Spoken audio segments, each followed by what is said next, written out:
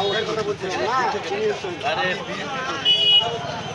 আমরা যদি আমাদেরকে আপনারা ভোট দেন, যদি আমরা তাহলে আমরা কি আমরা করবো কি, আপনার ফ্যামিলির জন্য একটা ফ্যামিলি কার্ড করবো, ওইখানে ন্যায্য মূল্যে আপনি খাবার পাবেন।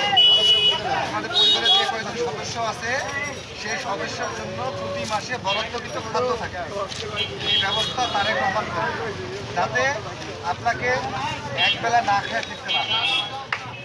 আপনার ছেলে মেয়েদেরকে এমন শিক্ষা দেওয়া হবে ইনশাআল্লাহ যাতে তারা বেকার না থাকে, শিক্ষিত হইলেও কিন্তু বেকার কি করলেন আপনি? হেলথ কার্ড মানে যদি অসুস্থ হয় তার জন্য চিকিৎসা ফ্রি থাকে।